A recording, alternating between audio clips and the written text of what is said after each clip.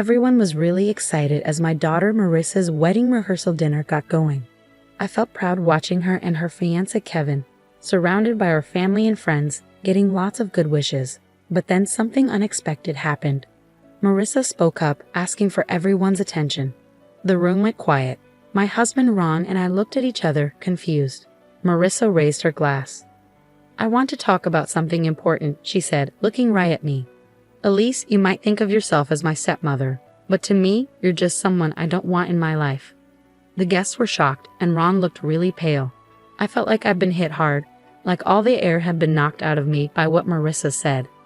"What's going on, Marissa?" Ron asked, sounding shaky and shocked. "Don't act like you don't know, Dad," Marissa said with a sneer. "You know that Elise has been trying to become a part of our family since the beginning. Well, I'm done pretending she's not my mom, because she never will be." Her words felt like a sharp knife stabbing into me. I looked at Marissa, hoping to see the loving girl I once knew, but all I saw was hatred. "Marissa, please, let's not do this now," I begged, my voice shaking with emotion. "Why not?" she snapped back. "This is my day, and I'll say whatever I want." Ron clenched his fists, trying to stay calm. "That's enough," he said firmly. "We're leaving." Marissa just smirked and turned away, leaving me to face the stares and whispers from the guests. As we walked out, I could feel their judgmental eyes on me, wondering what I'd done to make my own stepdaughter hate me so much. Tears streamed down my face, and I realized everything had changed. In the car, Ron held the steering wheel so tight his knuckles turned white, his face filled with anger and sadness. "I don't understand what's wrong with her, Elise," he said, his voice strained. "But I won't let her hurt you like this." I just nodded, feeling overwhelmed as we drove away from what should have been a happy night, now ruined. I wondered what had happened to the sweet girl Marissa used to be and what this meant for our family. It's hard to say when Marissa started hating me. Maybe it was when I married her dad and became her stepmom. Or maybe it started even earlier, influenced by her mom, Clara. "Don't worry, honey," Clara had told Marissa, running her fingers through her hair. "No one can take your real mom's place." Even then, Clara's words made me feel uneasy, but I tried to ignore it. I wanted to build a good relationship with Marissa, my new stepdaughter. "I'm not here to take anyone's place," I told Marissa gently. "I just want us to be friends." She nodded, but her eyes showed no warmth or love. It felt like there was a barrier between us, fueled by her mom's hurtful words. At first, Marissa was polite, but distant. But as time went on, her true feelings came out. "Why are you always trying to get involved in my life?" she snapped one evening when I asked about her weekend plans. Ron gave Marissa a disapproving look. "Marissa, don't talk to your mom like that." "She's not my mom," Marissa yelled, her face full of anger. "And I'm tired of her pretending she is." Then she stormed off, leaving me hurt by her harsh words. Ron could only shake his head, looking disappointed and resigned. After that, Marissa's dislike for me was obvious. She'd roll her eyes when I came into a room and make mean comments quietly. If I offered help, she'd reject it rudely, like she couldn't stand being around me. "You're not fooling anyone with your fake kindness," she sneered one day when I asked if she wanted a ride to her friend's house. "Marissa, stop it," Ron said, getting frustrated. But she didn't listen. It was clear Clara encouraged Marissa's hatred toward me. Whenever we saw her, she'd smile sweetly, like she was happy we didn't get along. "I don't know what you've done to make my daughter hate you," she'd say with a fake smile, her eyes filled with mean intentions. "But I guess you'll have to deal with the consequences." And deal with them I did. Marissa's hatred kept growing, like a wound that wouldn't heal, making our family life miserable every day. But I didn't realize then that her hurtful behavior was just the beginning of something much worse. Marissa became even more manipulative and mean after she quit college. Without a plan for her future, she seemed determined to cause trouble in our lives, using her anger to get money and create chaos in our family. "Give me $5,000, or I'll tell everyone how terrible you've been as a stepmom," she said one day, trapping me in the kitchen. I was shocked. "Marissa, why are you saying this? I've tried my best to be good to you." "Forget it," she snapped. "Just give me the money, and I'll leave you alone." I felt desperate as I realized how low she was willing to go. "I don't have that much money right now." "Then you better find it, unless you want everyone to know how bad you are." After that, it happened often. Marissa kept asking for more money, and her threats got worse each time I said no. Ron was stuck in the middle, trying to make both of us happy and wondering why his daughter was acting like this. Please just give her what she wants, he pleaded with me one night after another big fight. I can't handle all this arguing. But I knew that giving in would only make things worse. So even as Marissa's threats got scarier, I stuck to my decision. You think you're so perfect with your job at the high school, she sneered. Just wait until everyone sees who you really are. Her words scared me. I could only imagine the terrible lies she might spread, ruining my reputation with my coworkers and the students I cared for. Through everything, Clara was always there, silently supporting her daughter's mean actions. You get what you give, Elise, she'd say when she visited, making me feel even worse. Maybe if you were a better stepmom, Marissa wouldn't act like this. Her words hurt so much, making me feel angry, betrayed, and lost. But in the middle of all this chaos, I started to feel determined. I couldn't just sit back and let Marissa and Clara keep hurting us. If Marissa wanted a fight, she'd get one. It was time to stand up for myself and my family. I needed to show everyone the truth about Marissa's cruelty, even if it meant doing things I never thought I could do. From then on, I promised myself I'd do whatever it took to keep my family safe, even if it meant doing things I never thought I'd have to do. As Marissa's wedding day got closer, she kept asking for more and treating me worse. It felt like she enjoyed making me suffer, testing how much I could take before I broke down. I need $3,000 more for my dress alterations, she said one evening, not even saying hello as she came into the living room. Ron looked at me, begging me to give in, but I couldn't take it anymore. No, Marissa, I've had enough. She acted surprised. What are you going to do, Elise? Cry to Daddy like you always do. I clenched my fists, feeling furious. You ungrateful child. Your dad and I have done everything for you, and this is how you treat us. Marissa laughed, making me even angrier. You're not fooling anyone. You're just a sad, insecure woman trying to buy your way into our family. Her words hurt, but before I could say anything, she said one more thing. You think the school wants someone like you? Marissa said, her voice dripping with malice. Just wait until they find out about your drinking problem. I felt sick to my stomach. Marissa was planning to ruin my career and reputation with lies. Marissa, stop it, Ron yelled, furious, but she just smirked, enjoying the mess she'd made. In that moment, something changed in me. I felt determined to stay strong against all the hurt and anger. I'm done being a victim, I said, my voice firm and steady. Leave and don't come back until you can act like a decent person. Marissa looked surprised by my defiance at first, but then she smirked and leaned in close. You'll regret this, she whispered, her breath hot on my face. With those words, she stormed out, leaving a tense silence behind her. Ron looked at me, seeming lost. I'm sorry, Elise. I don't know what's wrong with her, he said, rubbing his temples.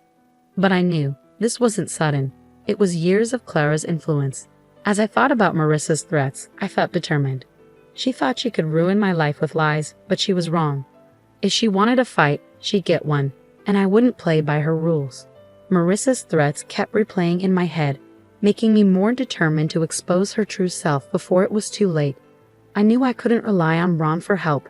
His love for his daughter made him blind to her cruelty. So I had to handle this on my own. That's when Derek came into the picture. He used to be Marissa's boyfriend before she changed. We ran into each other at the grocery store, and we started talking. Soon, everything started to make sense. She's not who you think she is, Derek told me, looking regretful. She lied to me about you and Ron. I felt really scared when he told me about all the bad things Marissa did. He said Marissa made up stories about me, saying I was trying to control their family and that Ron was mean to them. He believed her because she seemed so sure and angry. But he only realized she was lying after we broke up. As he talked, I started to see how sneaky Marissa really was. She made up lots of lies to make everyone think badly of me. Her mom, Clara, was the one behind it all. Like she was controlling everything behind the scenes. Derek told me that Marissa's mom has been poisoning Marissa's thoughts about you from the very beginning. I realized, feeling sick to my stomach. She's been putting all these twisted ideas in her head, like you were trying to replace her mom. Everything suddenly made sense. I had been the target of their mean plan all along, made out to be the bad person in their story. But Derek didn't stop there. He said Marissa's getting married for the wrong reasons. Not because she loves Kevin, but because she wants his money and status. Marissa doesn't really care about Kevin, Derek said with a laugh. She's just using him to get what she wants. Once she's got what she needs, she'll leave him and find someone else to use. His words shook me to my core. I had always had a feeling that Marissa didn't truly care, but hearing it so plainly was hard to take. After Derek left, my head was spinning with everything he'd said. I'd been letting Marissa and her mom control everything for too long. But now, armed with the truth, I knew I had to do something. It was time to stand up to them, to show everyone what was really going on. No more pretending to be the victim, no more being scared of their lies. I was ready to fight back. On the day of Marissa's wedding, the air was tense as I watched her get ready. But I was determined. This was the day I would reveal the truth. "You look so pretty, my dear," Clara said sweetly, fixing Marissa's veil with a smile. Just like a princess on her big day. Marissa glowed with happiness, soaking up her mother's praise like a flower soaking up sunlight. But it made me feel uneasy. "Yes, it's like a fairy tale," I remarked, unable to hold back, "with a handsome prince and a mean stepmother."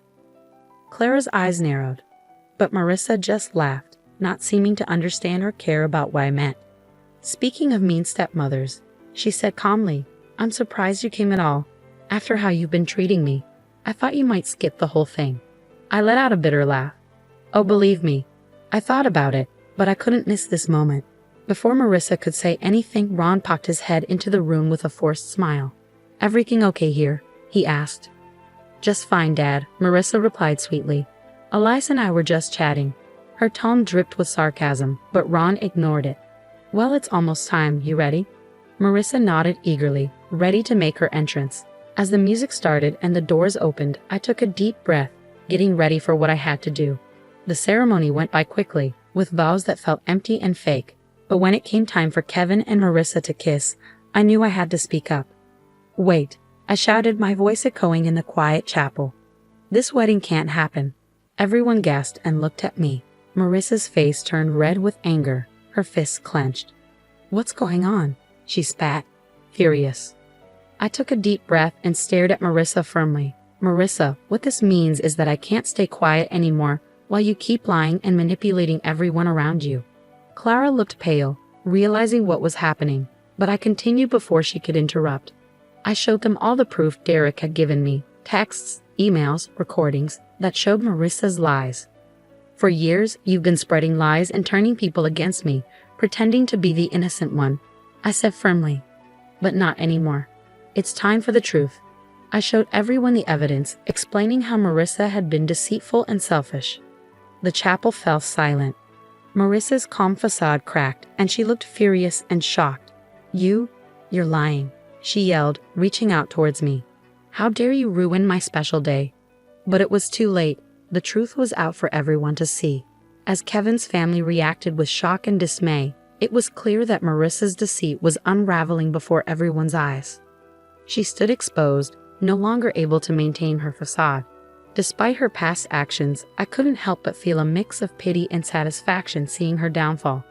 The truth had been revealed, and I had won not through trickery, but by exposing the darkness hidden beneath Marissa's lies. The aftermath was chaotic, like a bomb had gone off in the room. The silence was quickly replaced by shouts and gasps as people reacted to the truth. "How could you, Marissa?" someone yelled, their anger palpable. "This was supposed to be my special day." "Your special day was built on lies," I retorted firmly. "You can't deceive people forever." Marissa looked ready to argue, but Kevin stepped forward, his eyes filled with hurt and disbelief. "Is it true?" he asked, his voice trembling. "Were you just using me?" For a moment, there was silence as everyone waited for Marissa's response. I almost felt a twinge of sympathy for her. Almost, but then she put on that fake smile and I saw the cold, calculating look in her eyes. "No, of course not, darling," she said, reaching out to touch Kevin's face. "You know I love you so much. Elias is just trying to cause trouble like she always does." I clenched my fists, trying to control my anger. Didn't she realize that her lies were exposed? Apparently not, as she turned her angry gaze back to me.